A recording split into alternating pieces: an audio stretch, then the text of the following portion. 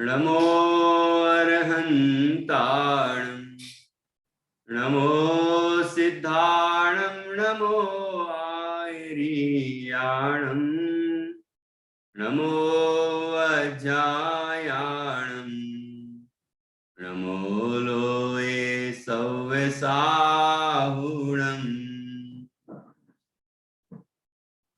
अर्हन्त सिद्ध साहू तिद्यं जिण धम्म वयन पडिमाहु जिण निलयाय इदराये नवदेवादिं तुमे बोहि मंगलम भगवान वीरो मंगलम गौतमो गणी मंगलम कुंद कुंदाद्यो जैन धर्मोस्तु मंगलम सर्वमंगल मांगल्यम सर्वकल्याणकारकम प्रधानम सर्वधर्माणां जैनं जयतु शासनम जैनं जयतु शासनम भक्तामर प्रणत मौलिमणि प्रभाण मुद्योतकं दलित पाप तमोवितानम् सम्यक् प्रणम्य जिन पादयुगं युगादा वालम्बनं भवजले पतितां जनानाम् तोभ्यं नमस्त्रिभुवनार्तिहराय नाथ तोभ्यं नमः क्षितितलामलभूषणाय तोभ्यं नमस्त्रिजगता परमेश्वराय तोभ्यं नमो जिन भवो दधिशोषणाय।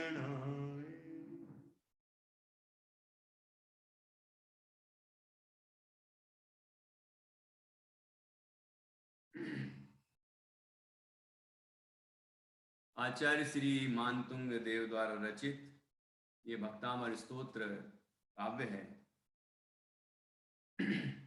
इसके 28वें काव्य से 35वें काव्य तक इन 8 काव्यों में अष्ट प्रातिहार्यों का बहुत ही मार्मिक बहुत ही सुंदर वर्णन किया गया है, जिसमें हमने अभी तक 3 प्रातिहार्यों पर चर्चा कर ली है। 4 28वें काव्य में अशोक वृक्ष का वर्णन है, 29वें काव्य में सिंहासन का वर्णन है, 30वें काव्य में 64 चंवर का वर्णन है और 31वें काव्य में 3 छत्र का वर्णन है। इस तरह 4 प्रातिहार्यों का हमने वर्णन समझ लिया है, उसके स्वरूप समझ लिया है, किस तरह भगवान जिनेंद्र इन प्रातिहार्यों के साथ सुशोभित होते हैं उसकी चर्चा हमने की है।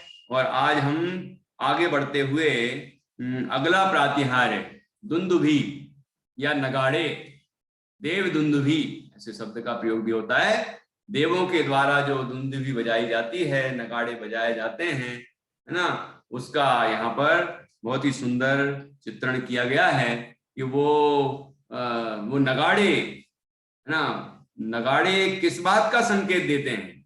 जैसे अपन कोई बाजे बजवाते हैं या फिर कोई धुन शंख की ध्वनि निकालते हैं या कोई भी संगीत बजवाते हैं कोई विशेष, तो उसका कोई ना कोई संकेत होता है ना। ऐसे ही दुंदुभी का क्या संकेत है, नगाड़े बजते हैं, देवता लोग नगाड़े बजाते हैं, कितने मनोरम होते हैं वो, है ना, कितने मनोरम होते हैं, उसकी मनोरमता का भी वर्णन किया और उसके बाद वो संकेत क्या देते हैं इसका भी वर्णन किया। ऐसे कहते हैं ना, दूर के ढोल सुहावने लगते हैं, है ना, बाजे बज रहे हो, किसी की शादी हो रही हो या और कुछ हो रहा हो तो दूर से सुनो तो कितने अच्छे लगते हैं, लेकिन पास में जाओ तो कान बंद करने का मन होता है कि नहीं होता। लेकिन यहाँ ऐसा नहीं, यहाँ वो जो नगाड़े बजते हैं देवों के द्वारा बजाए जाते हैं वो कर्ण प्रिय होते हैं, बहुत अत्यंत मनमोहक लगते हैं। और दूसरा, उन बाजों का जैसे संकेत होता है कोई ना कोई, ऐसी नगाड़ों का भी, देव दुंदुभी का भी कोई संकेत है। और उसका संकेत है ये है कि मानो वो कह रहे हैं, संकेत दे रहे हैं, आमंत्रण दे रहे हैं कि आओ भगवान जिनेंद्र के समौषण में आओ और दिव्य ध्वनि सुनो, भगवान जिनेंद्र का उपदेश सुनो और अपना कल्याण करो, मोक्ष की प्राप्ति करो। ऐसा मानो वो संकेत दे रहे हैं हमें। ऐसे बहुत ही सुंदर देव दुंदुभी नाम के प्रातिहार्य का वर्णन इस 32वें काव्य में किया गया है। इसकी हम चर्चा करेंगे। पहले हम इसका पाठ करेंगे, पढ़ेंगे, उच्चारण करेंगे, उसके बाद फिर हम अर्थ समझेंगे, इसको और चर्चा करेंगे। तो काव्य है वो मैं आपको स्क्रीन पर भी दिखा देता हूं। वैसे सबके पास किताब है ही, ये देखिए।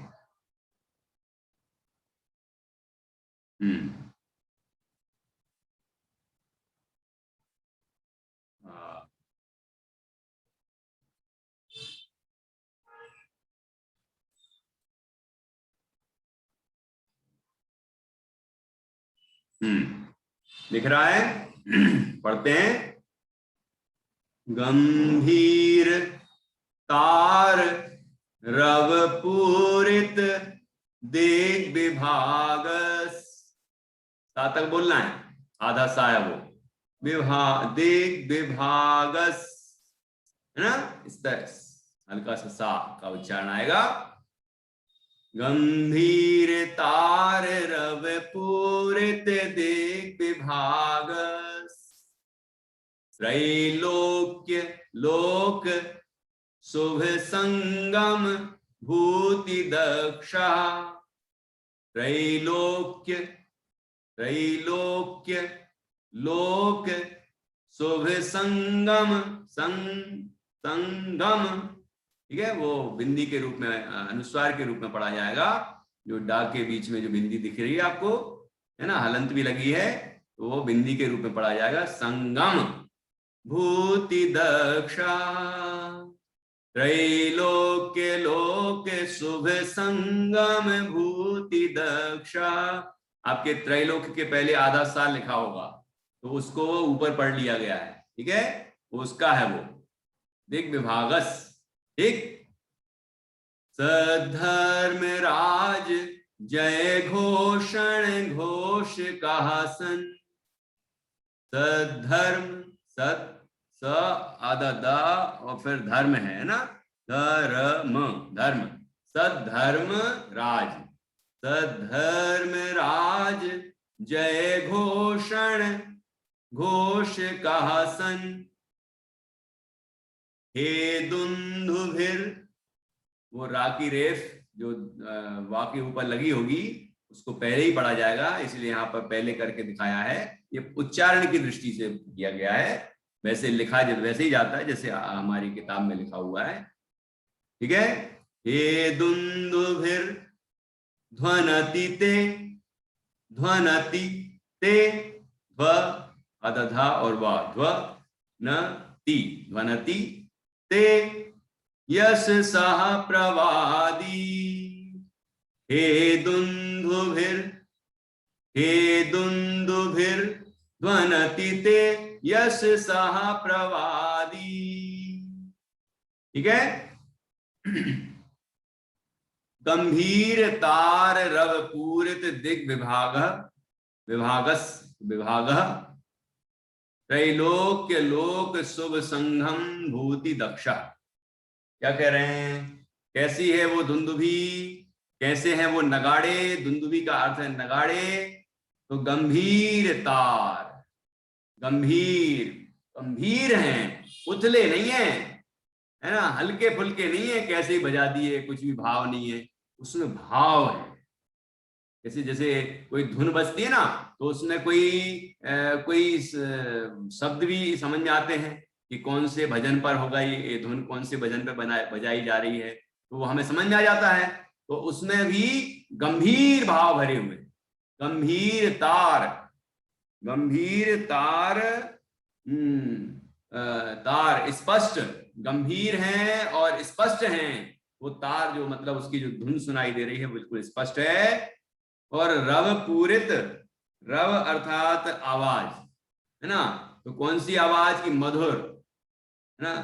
गंभीर तार रव पूरित दिग विभागस, दिग विभागस, दिग को गंभीर तार रव पूरित, रव पूरित तथा ध्वनि से पूर्ण है। कैसी ध्वनि? कि मधुर ध्वनि, गंभीर स्पष्ट मधुर, रव अर्थात ध्वनि से, पूरित अर्थात पूर्ण है।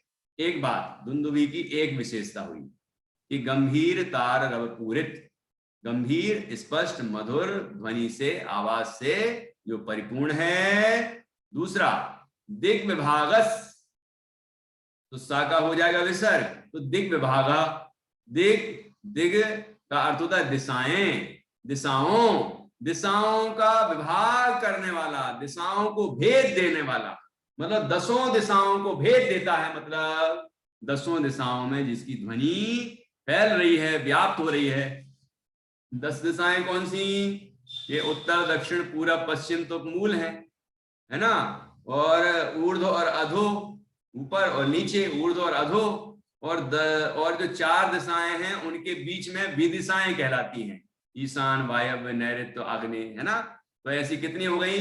ये 4 और 4 8 और 2 10, 10 दिशाएं होती हैं। तो 10 दिशाओं को भेद रहा है वो संगीत, वो जो ध्वनि है उसकी, नगाड़े की या दुंदुभी की, वो 10 दिशाओं में फैल रही है। तो ये दूसरी विशेषता हुई उसकी। फिर तीसरी विशेषता क्या है नगाड़ों की? त्रैलोक्य, लोक शुभ संगम भूति दक्षा, कि त्रैलोक्य अर्थात तीनों लोकों के ऊर्ध्वलोक, मध्यलोक और अधोलोक, तीनों लोकों के लोक, लोक मतलब जो लोग हैं, ये जीव हैं, तीनों लोकों के जीवों को शुभ संगम, शुभ संगम, अच्छे, शुभ संगम, संगम अर्थात समागम, ठीक है, संगति, सत्संग मिलने वाला है यहाँ जिनेन्द्र भगवान का। जिनेन्द्र भगवान जहाँ विराजमान हो, जहाँ गणधर हो, मुनिराज हो, सभी और सभी साधर्मी विराजमान हो, हारिकाएं भी विराजमान रहती हैं, ठीक है ना, और सभी धर्म श्रेष्ठ श्रावक गण और देवता भी, बहुत सारे सम्यक दृष्टि देवता देवी, ये सब विराजमान रहते हैं। चारों गति के मतलब 3 गति के जो जीव हैं, तिरंच भी रहते हैं, बस नारकी नहीं होते, है ना।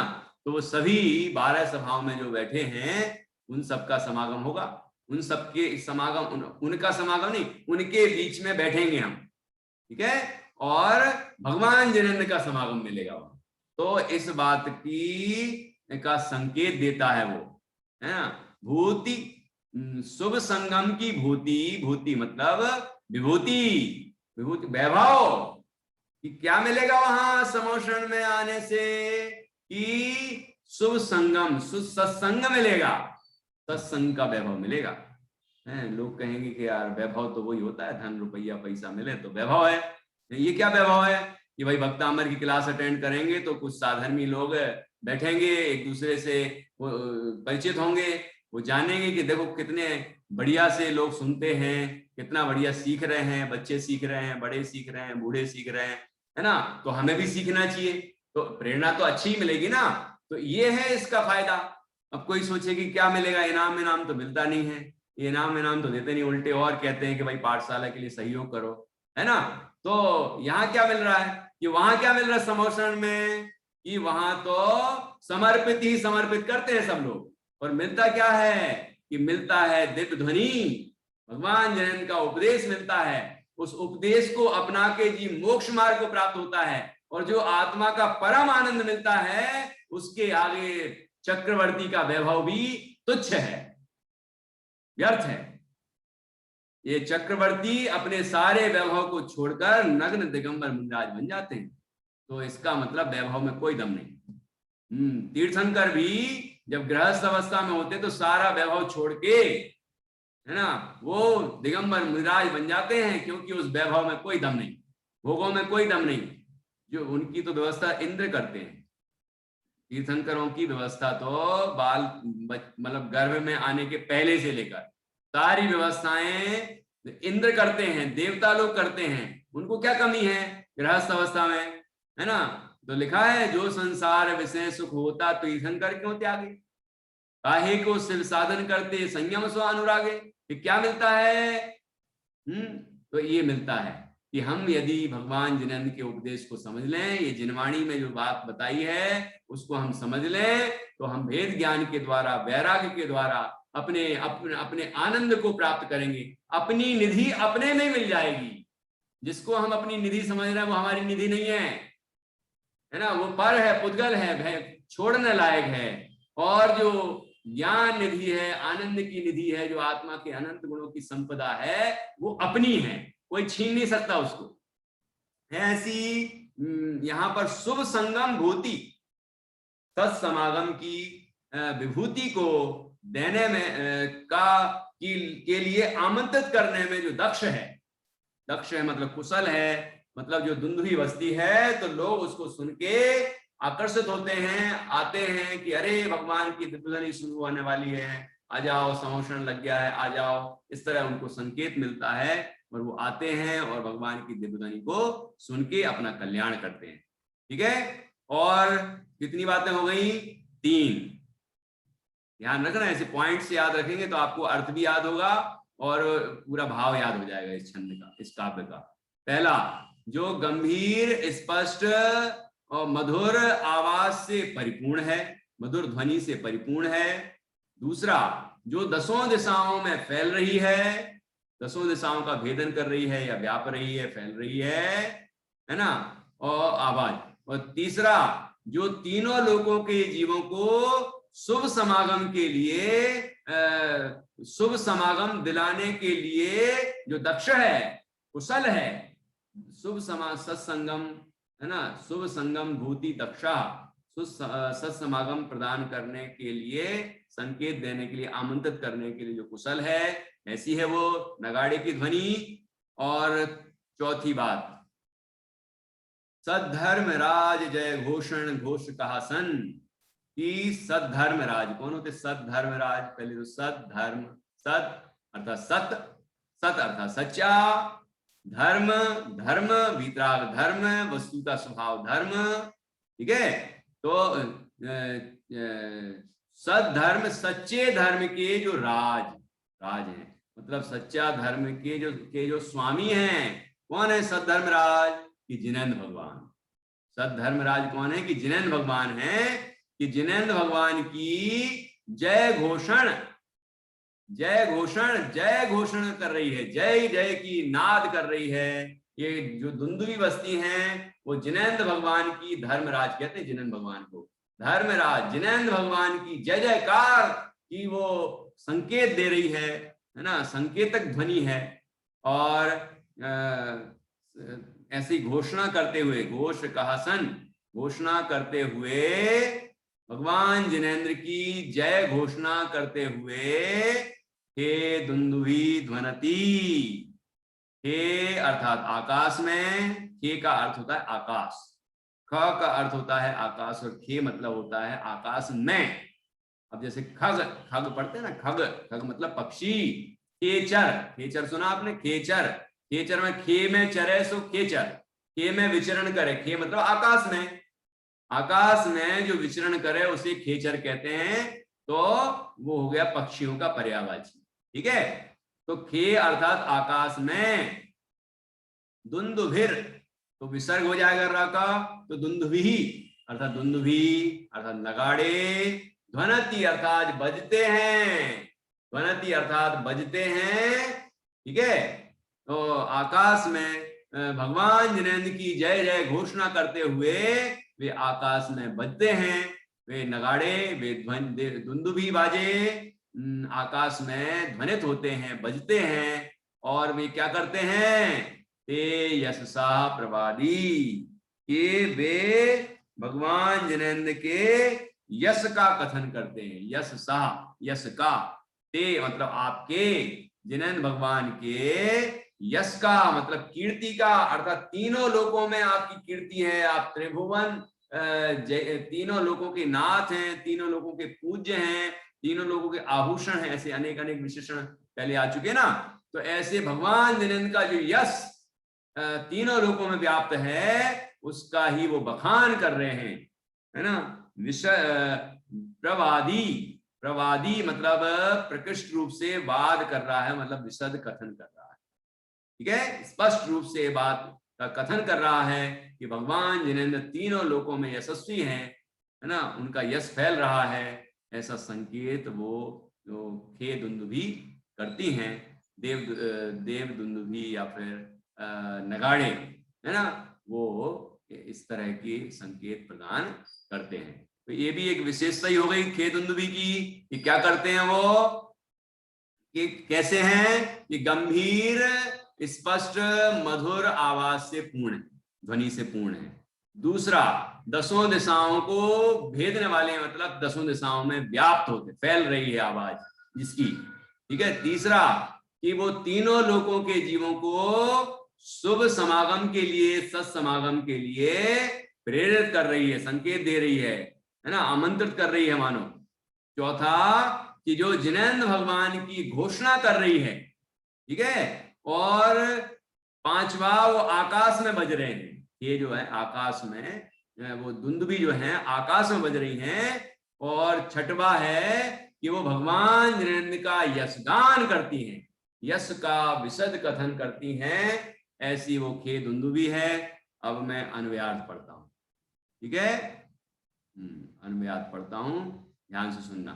ये देखो यहाँ चित्र दिख रहा है आपको, ये भगवान जिनेंद्र विराजमान है ना। यहाँ अपन पीछे कल्पना करिए कि एक अशोक वृक्ष है और पीछे भगवान के भामंडल दिखाई रहा है, और उनके मस्तक पर 3 छत्र हैं, है ना, और ये सिंहासन नीचे है ही, ठीक है, कमलासन। और ये 5वां प्रातिहार हो गया, ये देवता लोग जो दुंदुभी बजा रहे हैं, दिख रहा है आपको, ऐसे वो नगाड़े बजा रहे हैं। वो बड़ा ही सुंदर मधुर उसकी ध्वनि होती है, मधुर सुंदर दृश्य उपस्थित होता है। तो इस तरह उनको भगवान जैन को समझना चाहिए। यहाँ एक प्रातिहार बताना चाह रहा हूँ स्पेशल, इसीलिए वो दूसरी चीजें नहीं बनाई, बाकी अपन सोच लें, क्योंकि जो हो चुका है वो तो अपन समझ ही लें। आगे और भी 3 प्रातिहार आने वाले हैं, वो भी जब अपन समझेंगे तो कैसी सुंदर शोभा होगी भगवान जिनेंद्र की, उसकी कल्पना हम संभवतः कर पाएंगे। चलिए, तो ये काव्य फिर से पढ़ते हैं। गंभीर तार रव पूरित दिग विभागस, त्रैलोक्य लोक शुभ संगम भूति दक्षा, सधर्म राज जय घोषण घोष कहसन, हे दुंदुभिर ध्वनति ते यश साह प्रवादी। इस प्रकार ये 5वां प्रातिहार है, हे दुंदुभी, इसकी चर्चा हमने की। अब मैं 1-2 प्रश्न करूंगा आपसे, उसके बाद फिर अगला काव्य पढ़ेंगे, ठीक है। हाँ, तो पहला प्रश्न है, एक ही प्रश्न है पहला, तो क्या कि इसमें, इस काव्य में, 32वें काव्य में दुंदुभी की अर्थात नगाड़े की कौन कौन सी विशेषताएं बताई गई हैं? कौन बताएंगे, जल्दी बताओ। अर्थ मत बताने लगना, है ना, कि पूरा पूरा अर्थ बताने लग जाओ, ऐसा मत करना। पॉइंट टू पॉइंट बताना, पहली बात ये, दूसरा पॉइंट ये, तीसरी बात है, ऐसा। देखते हैं कौन कौन बताते हैं। निधि, डॉक्टर निधि जी बता रही, बताइए।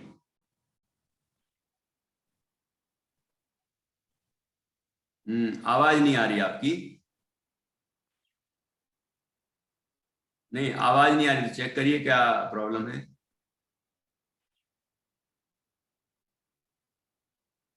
हम्म हम्म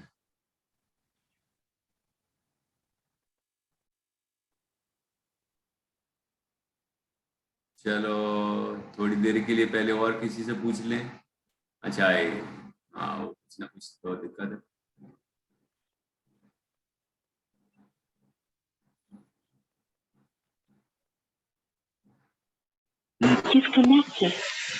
हाँ अब आ रही है आवाज? हाँ बिल्कुल आ रही है, बोलिए। दुंदुभी गंभीर, स्पष्ट और मधुर ध्वनि है। वो 10 दिशाओं को भेदने वाली ध्वनि है। अ, वो ऐसी ध्वनि है जो तीनों लोगों को के शुभ संगम को के शुभ सत्संग को करने वाली है। वो भगवान जिनेंद्र की जय जयकार करने वाली ध्वनि है। और ऐसी ध्वनि है कि आकाश में उनका यशगान हो रहा हो, ऐसा बताने वाली ध्वनि है। ठीक है, बढ़िया, बहुत अच्छा। मैं एक बार अन्व्यार्थ और पढ़ता हूँ, शायद मैंने अन्व्यार्थ नहीं पढ़ा है, तो अन्व्यार्थ ही पढ़ता हूँ।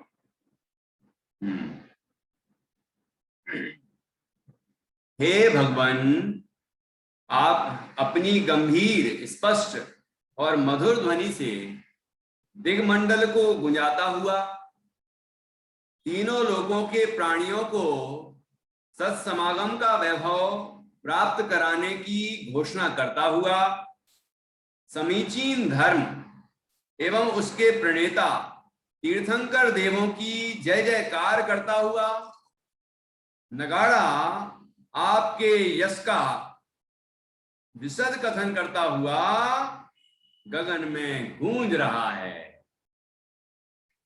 ऐसा यहाँ पर बड़ा सुंदर ये काव्य, इसका अर्थ हमने किया। और कोई यदि काव्य सुनाना चाहें तो सुना सकते हैं, काव्य किसी को याद हो गया हो। ये हमारे जो बच्चे हैं, ये देखो, आपको तो खुद ही मालूम है कि इनको ज्यादा से ज्यादा 24 काव्य याद थे। पहले से भी कुछ बच्चों को याद थे, कुछ बच्चे नया नया भी कर रहे हैं, लेकिन एक एक दो दो जो भी काव्य होते हैं तो वो उनको हर दिन याद कर लेते हैं। तो यहाँ तक बराबर पहुंच रहे हैं और ये अच्छी बात है। जो बच्चे 48 के 48 पूरे काव्य बढ़िया कंठस्थ कर लेंगे और आखिरी में जब हम भक्तामर महिमा का जो कार्यक्रम करेंगे उसमें सब सुनाएंगे, उसके पहले सुनूंगा मैं, है ना, अच्छे से संतुष्ट हो लूंगा कि हाँ सबने अच्छा सुनाया है। तो हो सकता है कि आपके लिए कोई पुरस्कार भी मिले। बाकी मैं लालच देता नहीं हूँ। मैंने अभी अभी कहा था थोड़ी देर पहले कि हम तो कुछ देते ही नहीं यहाँ से, है ना। तो क्या देते हैं कि ज्ञान देते हैं, है ना। मोक्ष मार्ग जो भगवान जिन्होंने बताया है, जिनवाणी में बताया है, वो हम आपको देते हैं। फिर भी कोशिश करेंगे कुछ। हाँ जी, तो आप अच्छा करिए लगातार। हाँ देखते हैं अब कौन सुनाने वाले हैं। जिसने नया किया होगा उससे सुनना चाहता हूँ पहले नंबर। जैसे बोधिता, ये बोधिता हर दिन करती है एक एक काव्य याद करती है, सुनाइए बोधिता।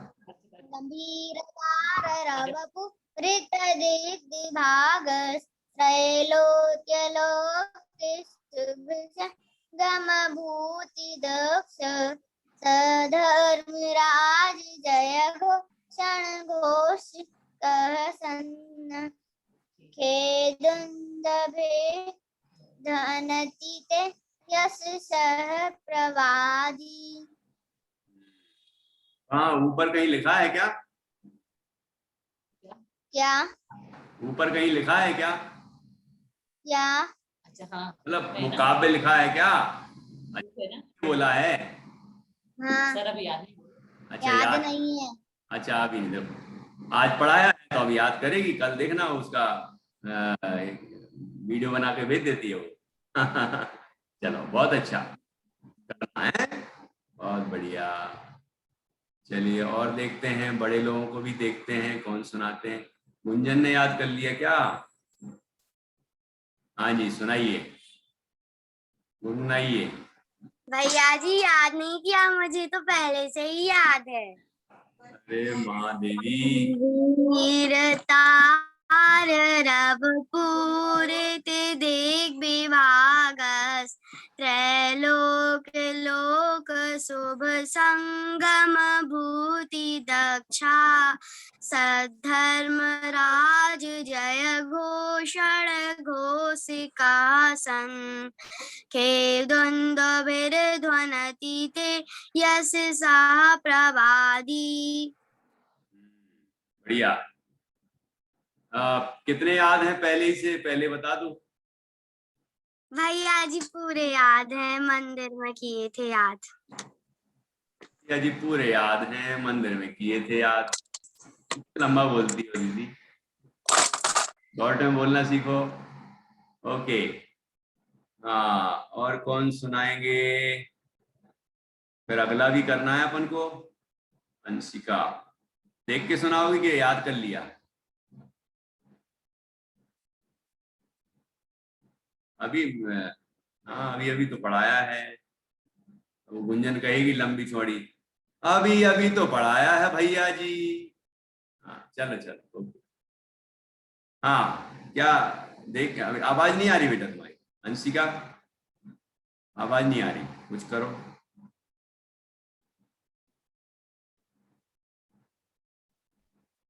नहीं आई, नहीं आई, नहीं आ रही, नहीं आ रही। चलो चेक कर लो जब तक। मैत्री जान्या से मिलते हैं।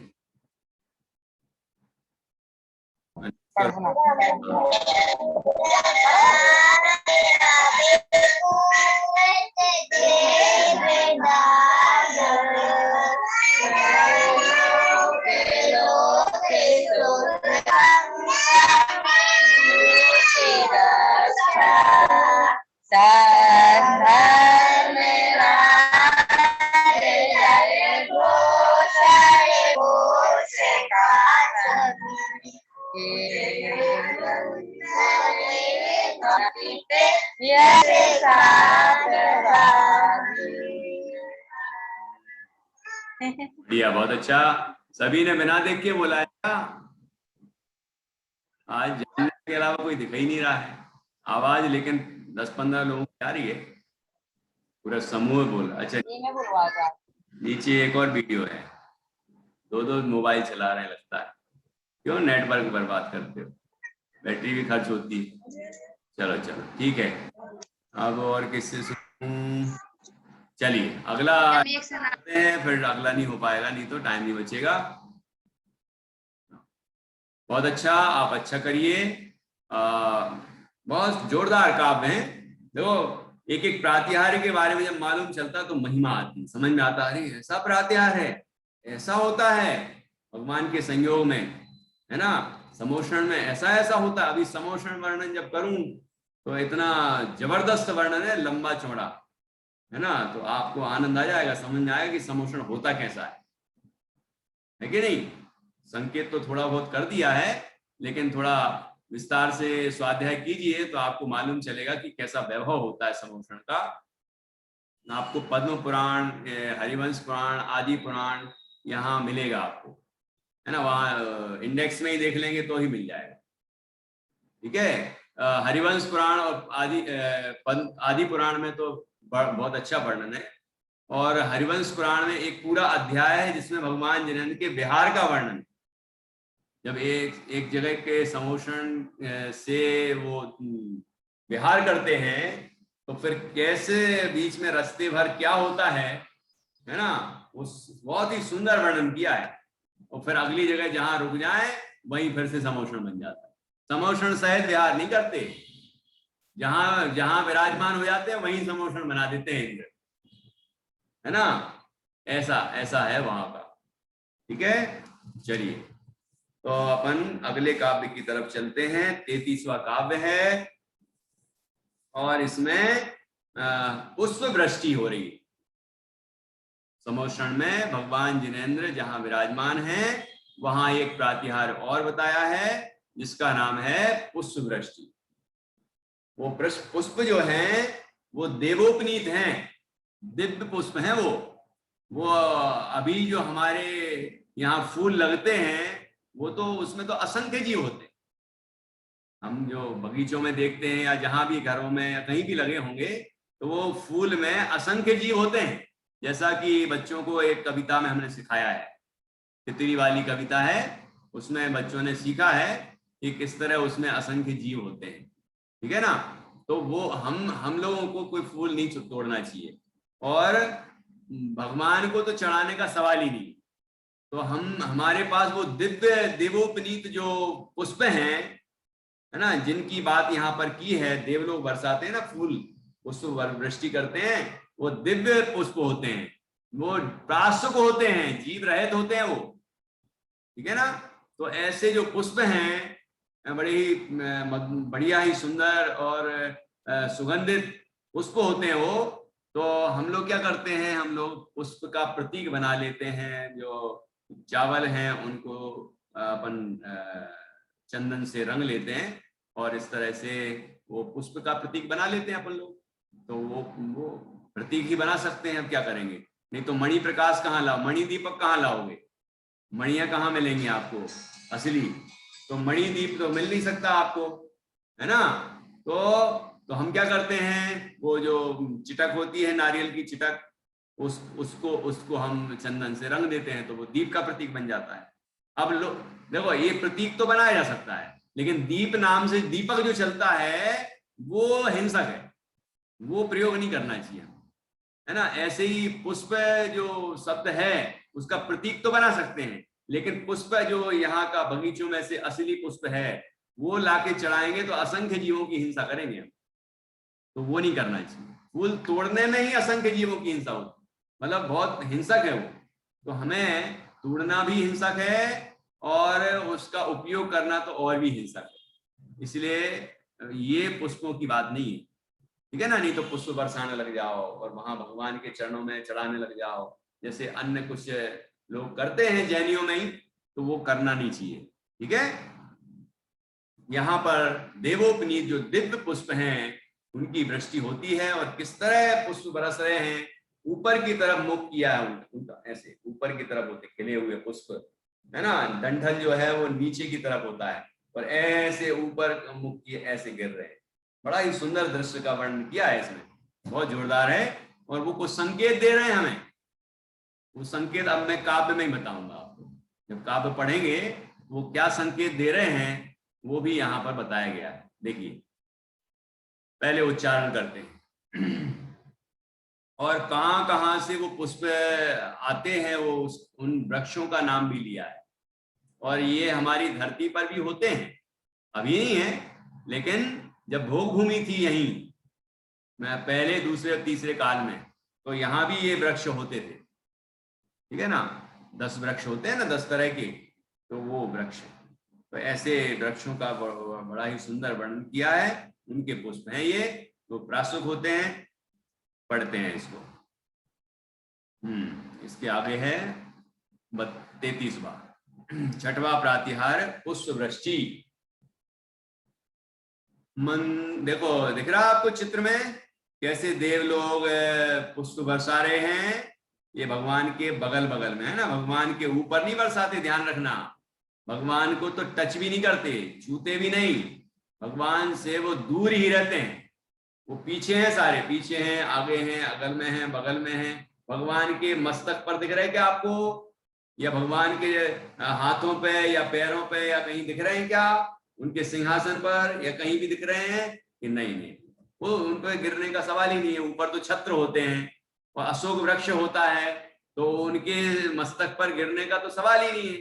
तो अब विचार करिए, जो लोग ऐसा करते हैं मंदिरों में, वो करना कहाँ तक ठीक है, वो उनको खुद विचार करके ऐसी प्रवृत्ति को छोड़ना चाहिए। चलिए, तो काव्य पढ़ते हैं। मंदार सुंदर नमेरु सुपारिजात, संतान कादि कुसुमोत्कर वृष्टिरुद्धा। मंदार सुंदर नमेरु सुपारिजात, संतानकादि कुसुमोत्कर वृष्टिरोधा गंधोद बिंदु शुभमंद मरुत् प्रयाता मरुत् प्रपाता, दोनों पाठांतर है। प्रयाता भी शब्द मिलता है और प्रपाता भी शब्द मिलता है। प्रयाता मेरी किताब में तो प्रयाता ही लिखा है, बाकी यहाँ प्रपाता लिखा है। उस दोनों के अपन अर्थ करेंगे अभी। गंधोद बिंदु शुभ मंद मरुत् प्रयाता देव्या देवाः पतति ते वचसां ततिर्वा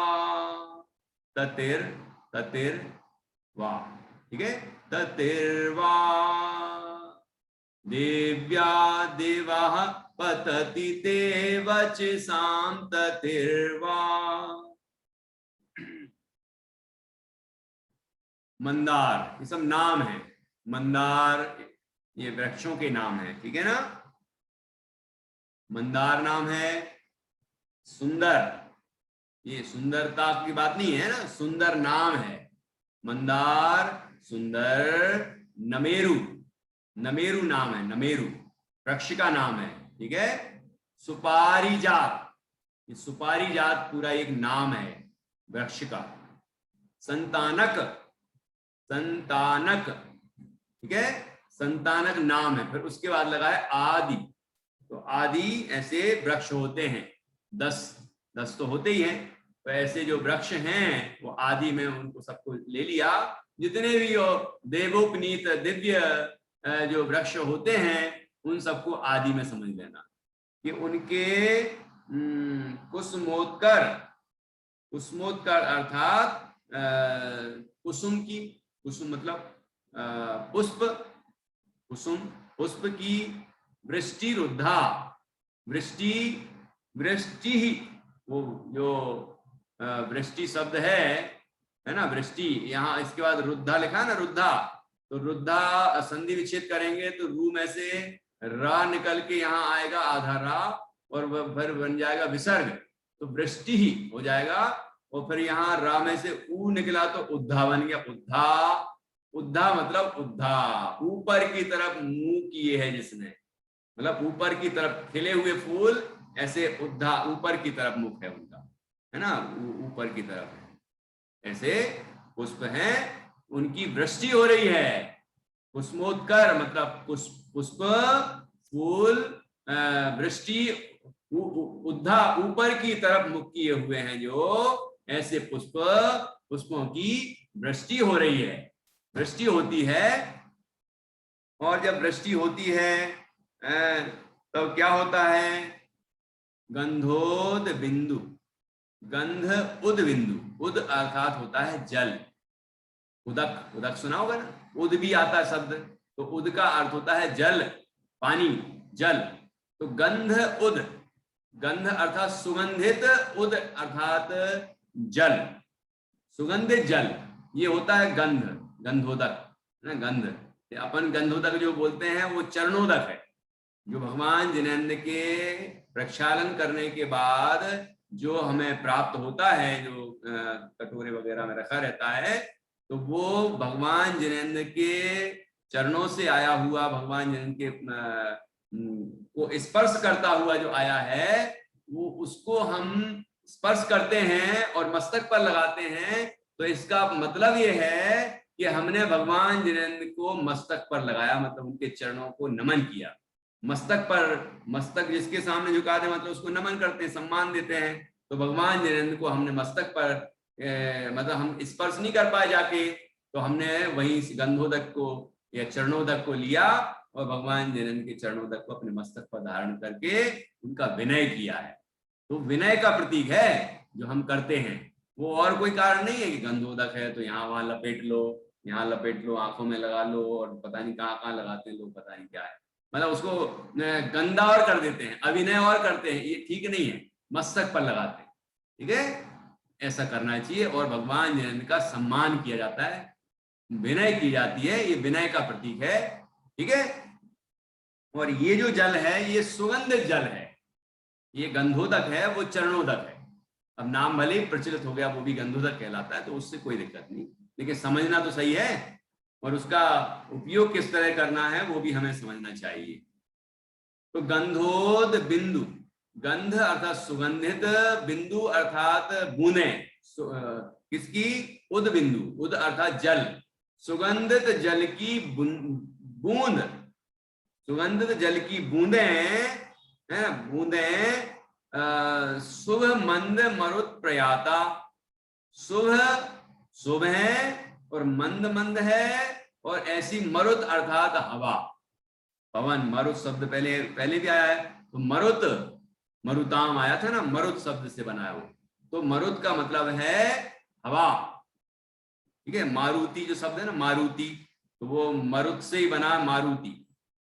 ठीक।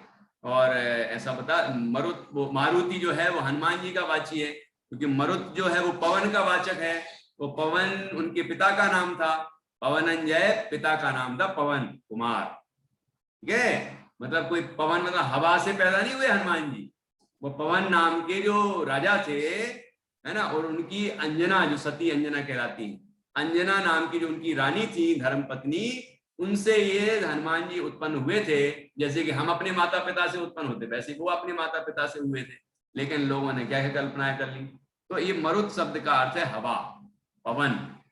तो प्रपाता, प्रपाता मतलब गिरती है ना, गिरती, क्या गिरते हैं? प्रपाता, प्रपाता मतलब गिरना, प्रपात वैसे झरना होता है, झरना, तो झरते हैं, गिरते हैं, है ना। और प्रयाता का भी मतलब वही होगा, तो प्रयाता शब्द पढ़ें या प्रपाता शब्द पढ़ें तो ठीक है, प्रयाता शब्द ज्यादा ठीक बैठता है। बाकी दोनों ही शब्द मुझे मिलते हैं, पाठांतर समझ लें इसको, और जिसको जो ठीक लगे वो पढ़ सकते हैं, बाकी अर्थ सही समझ लें। तो क्या क्या कहा यहाँ कि वो जो पुष्प ऊपर को मुख किए हैं, देखो पहले तो वृक्ष, इन दिव्य वृक्षों के हैं वो पुष्प, एक बात, फिर ऊपर की तरफ मुख किए हैं वो और ऐसे गिरते हैं, दूसरी बात। तीसरी बात कि वो कैसे गिरते हैं, जब तो सुगंधित जल की बूंदों के साथ गिरते हैं, और वो सुगंधित जल की बूंदे के साथ क्या है कि मंद मंद शुभ पवित्र हवा बह रही है ना, ऐसी मंद मंद मंद मंद हवा चलती है, सुगंधित जल से युक्त हवा। जैसे अपन हवा बाहर चल रही हो और गरम गरम हवा हो, है ना, तो कैसी लगेगी। और लेकिन जैसे बारिश हो रही हो हल्की फुल्की, और फिर बारिश के साथ हवा चलती है और फिर शरीर को लगती है, तो हवा के साथ जलकण भी आते हैं और ठंडक महसूस होती है ना। तो यहाँ पर सुगंधित जल के साथ और मंद मंद हवा के साथ वो पुष्प ऐसे गिर रहे हैं। ठीक है, ऐसे गिर रहे हैं। तो कहां से गिर रहे हैं? दिव्या दिवा पतति ते, दिव्या दिवा पतति ते, कि वो दिव्य हैं अर्थात देवोपनीत हैं, दैवीय हैं वो पुष्प, और दिवा अर्थात आकाश से, पतति अर्थात गिरते हैं। कहां से गिर रहे हैं? ऊपर से, ऐसे आकाश से गिर रहे हैं। ठीक है। और ते वचसाम ततिर्वा, क्या कह रहे हैं कि ऐसा लगता है कि जैसे देखो वचनों की पंक्ति गिर रही हो, क्योंकि उसी समय दिव्य ध्वनि भी गिर रही भगवान जिनेंद्र की है। जब दिव्य ध्वनि गिर रही हो और पुष्प भी बरस रहे हो, तो ऐसा लगता है कि ये पुष्पों, जैसे एक तरफ तो पुष्प बरस रहे हैं और एक तरफ भगवान जिनेंद्र की वाणी दिव्य ध्वनि बरस रही है। ये जीवों के कान को मधुर लगती है और उनके अंदर के विकारों को दूर कर देती है और आत्मा का प्रकाश करती है, आत्मा का अनुभव करने में निमित्त होती है। और जीव आत्मा अनुभव कर ले, अपने स्वरूप की साधना कर ले, है ना, अपनी निधि को प्राप्त कर ले, तो उसका कल्याण हो जाता है। तो कहते हैं आचार्य कि ते वचसाम ततिर्वा, हे जिनेंद्र परमात्मा, आपके वचनों की पंक्ति भी वैसे ही गिर रही है ना, वैसे ही भगवान जिनेंद्र की वचनों की पंक्ति अर्थात दिव्य ध्वनि खिल रही है। इस तरह यहाँ पर जो छठवां प्रातिहार है पुष्प वृष्टि, उसका सुंदर चित्रण किया। साथ में जैसे कि पिछले काव्य में एक बात आई थी कि भगवान जिनेंद्र की जय घोषणा करता हुआ और भगवान जिनेंद्र को की दिव्य ध्वनि सुनने के लिए वो दिव्य जो है ना दुंदुभी, वो आमंत्रित कर रही है और आपका यश फैला रही है, यश को प्रकट कर रही है। यहाँ पर भी इसी तरह से केवल प्रातिहार्य का वर्णन नहीं है, ये आचार्य ये नहीं भूल रहे हैं कि भगवान जिनेंद्र की वहां दिव्य ध्वनि भी कर रही है जो मूल प्रयोजनभूत है, जीवों के लिए सुखकारी है। अकेले फूलों की वर्षा हो रही ये कोई महत्वपूर्ण नहीं है, फूलों के साथ साथ दिव्य ध्वनि भी कर रही है जो कि जीव का कल्याण करने वाली है। वह बहुत महत्वपूर्ण बात आचार्य ने यहाँ पर बताई है। ठीक है, तो पढ़ते हैं एक बार फिर से। मंदार सुंदर नमेरु सुपारिजात, संतान कादि कुसुमोत्कर वृष्टिरोधा, गंधोद बिंदु शुभ मंद मरुत प्रयाता, देव्या देवा पतति ते वचे शांत तिर्वा। अब मैं अन्वयार्थ पढ़ता हूं।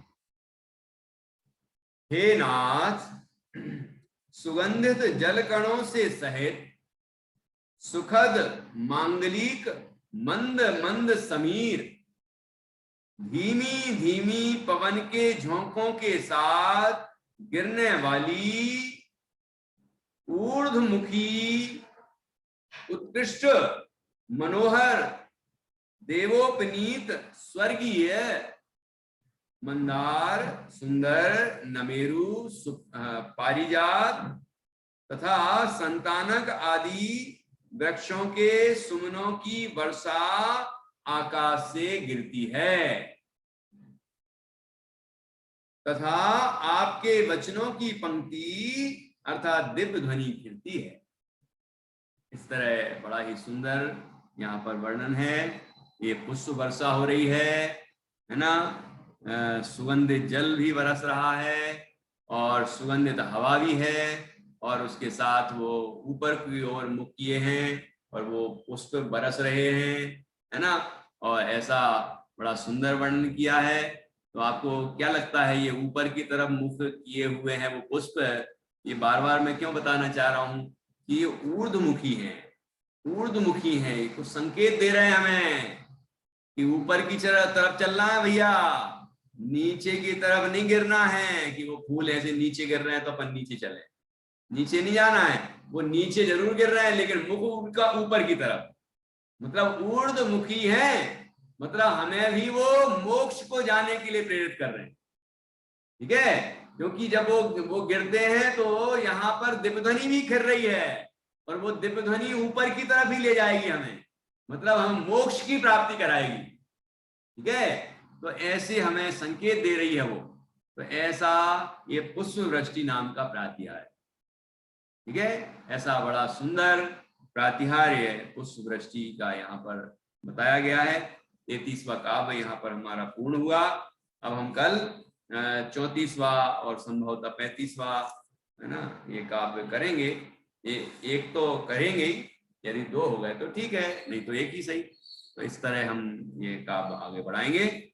आप अच्छे से याद करें और उसका अर्थ बार बार रिवाइज करें, पक्का करें उसको। जब पढ़ें तो भाव आए कि क्या कह रहे हैं आचार्य यहाँ पर। ठीक है, ये ऐसा आना चाहिए। तो अभी कौन कौन मुझे बताएंगे कि पुष्पों की क्या विशेषता बताई है, पुष्प के बारे में यहाँ पर क्या क्या बताया है, क्या क्या विशेषताएं बताई हैं। जो पुष्प की वृष्टि हो रही है ना, वो उनकी विशेषताएं बतानी है। कौन बताना चाहेंगे? मंगला जी बताएंगे। ये जो पुष्प है वो पुष्प देवों के द्वारा यानी वृष्टि की जाती है। वो पुष्प मंद मंद सुगंधित होते हैं पुष्पों के साथ मंद मंद जल बूंद की वर्षा भी होती है और वो ऊर्ध्वमुखी होते हैं, यानी ऊर्ध्वमुखी होने से उसका संकेत ये है कि हमें भी ऊपर जाना है, मोक्ष की तरफ जाना है। बहुत अच्छा, कितना बढ़िया बताया, बहुत अच्छा। इसके अलावा कौन कौन से वृक्षों का नाम लिया है जहाँ के वो फूल हैं? कौन वृक्षों से लाए जाते हैं वो फूल? हाँ, प्रतिभा जी, बुआ जी बताएंगे।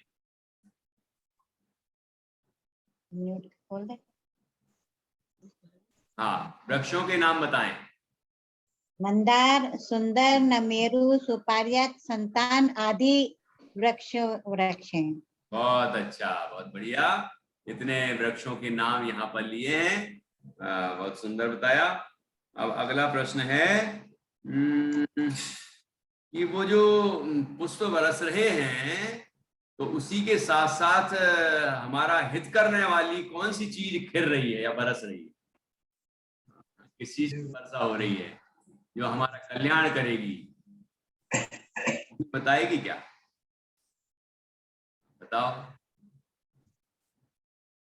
जल्दी अनम्यूट करो, समय हो है, अभी अपन को निर्माणी स्तुति भी करना है। चलो, तुम्हारा अनम्यूट नहीं हो रहा है।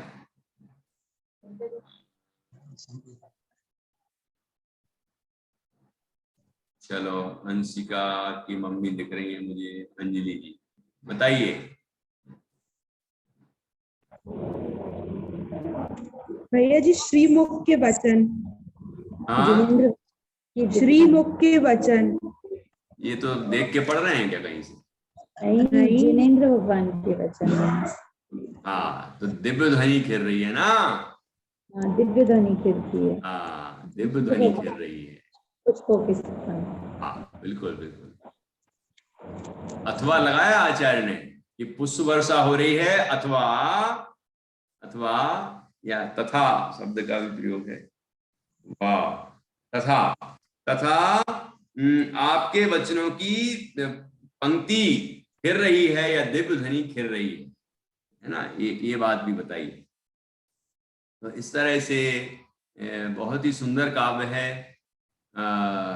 ये बाह्य वैभव का ही वर्णन है और जीव का हित हो उस दिव्य ध्वनि का भी वर्णन आ गया, मतलब वो भी फिर रही है दिव्य ध्वनि। अभी दिव्य ध्वनि नाम का प्रातिहार्य भी आएगा, है ना? उसमें दिव्य ध्वनि की क्या विशेषताएं हैं वो भी बताई जाएंगी। तो बहुत ही सुंदर चर्चा आगे आने वाली है। हम अभी जिनवाणी स्तुति करते हैं और आज की चर्चा को यहाँ पूर्ण करते हैं।